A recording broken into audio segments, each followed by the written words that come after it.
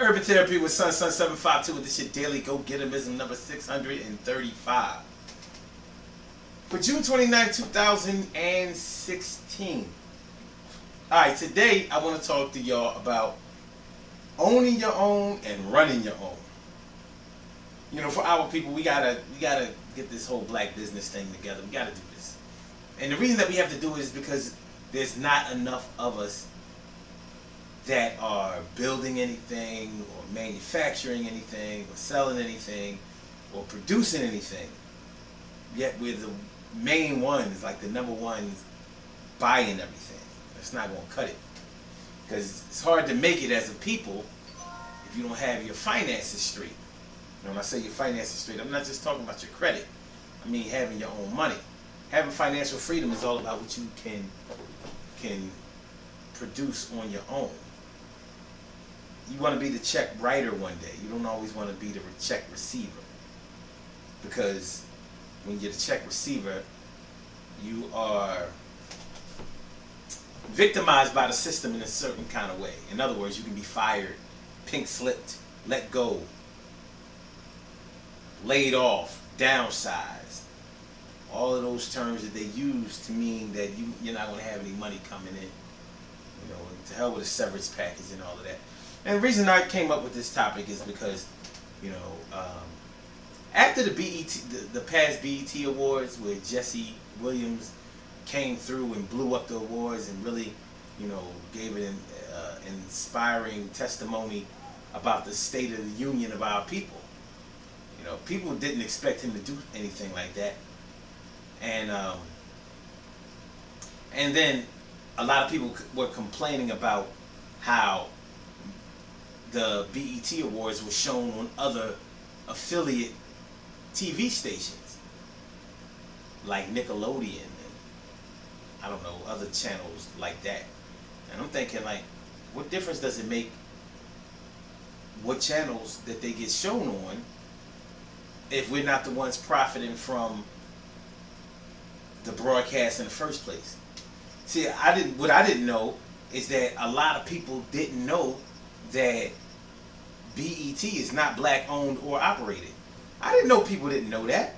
Bob Johnson, who founded BET back in 1979, sold BET in 2001.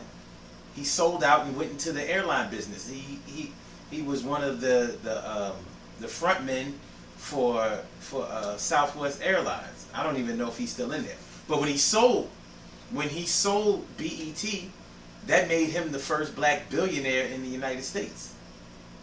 So he got a pretty penny for that. I don't know if it was worth it for what he sold, but it did make him a billionaire. And he's a very successful businessman.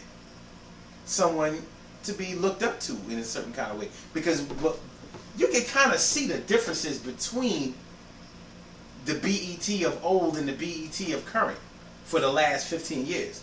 I noticed the difference right away, but I had already knew that he sold it. But it was obvious that he sold it because I saw a difference in the programming. I saw a difference in the TV commercials. For those of you who don't know anything about television and radio, if you want to find out what's going on or who's running things as far as a program is concerned, all you have to do is listen to the commercials because they are the ones who sponsor and pay for the show. Without those sponsors, there is no show. As simple as that. So I watched the sponsors go from all black sponsors, or at least sponsors with black representation, to just regular sponsors. You know, white people, other cultures, ethnic cultures and races. You can see the difference. Not only that, but BET had good programming before. They had community issue related programming. Like, you could tell that they cared. They cared about what was really going on in our community with us. And after Viacom took over, it wasn't like that anymore. Now it's just sitcoms and a bunch of other mindless crap. And so it amazes me that people still watch BET, but they do. But they didn't know that BET was not black owned or operated. What I found intriguing about that whole thing was, so with youth thinking that BET was black owned, you were satisfied with their programming? You like that shit that they put on? I'm gonna put it out there like this. I don't think that we should be supporting BET. Okay, you can say that they even though we don't own or operate the station, at least there are black actors who are able to profit from having their shows aired on BET. I don't know about that. As far as I'm concerned, those black actors would find a place to act even if there wasn't no BET. All black actors don't appear on BET. But I don't know. I think that the deeper message that's being missed with all of this is that we have to have our own shit. If we want things to go our own way, we have to have our own shit. And we gotta run it.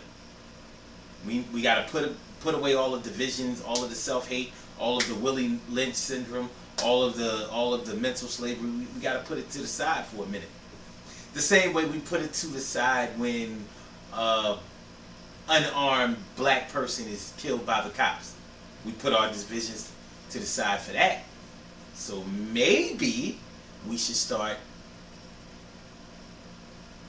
marathoning marathoning the way we put away our divisions, or put our divisions to the side instead of sprinting. Because what we've been doing is sprinting. An unarmed black person is killed by police officers. There's no conviction, and then we don't do anything about it either. So I understand that we may be demoralized by it, but and don't feel like anything is ever going to happen no matter what we do. That can't stop us from fighting. The same way as if you get fired from a job, you go look for another one, because you still got to eat. You still got to put food on the table, roof over head, shoes on feet, a jacket and clothes on your back. So that's what we have to do. And to be honest with you, we wouldn't be exploited so much if we had a little bit more financial bargaining power. Now that's not to say, because I don't subscribe to the theory that money will change everything for us, but it will give us a level of respect that the devil respects. You know, the devil respects money. Now I'm not calling white people devils, because the devil is anybody who lives by that green. If you look into my face and you can't see what I'm saying because I'm not holding up this, then that's the devil in you. It's greed. That's greed right there. We got to do better than that. So we need our own businesses, and we need to be able to run our own shit. We need to have our own ideas, and we need to be able to talk about the things that are going on in our community so we can begin to repair what's broken. Now, of course, we didn't break it, but you know, if you come into your home and one of your children, just for an example, has broken a lamp and the lamp is on the floor, are you going to say, well, I ain't break the lamp, I ain't picking up the pieces? No, you're going to make sure that those pieces get picked up by somebody, even if it has to be you, because maybe nobody's home. So that's how we have to start doing it and looking at things when it comes to our own community. We can do better. We can win this game, y'all. But we gotta educate each other more. For those of us who know, we gotta teach more. And for those of us who don't know, we gotta ask more questions, and we have to learn more. And we have to have our own businesses.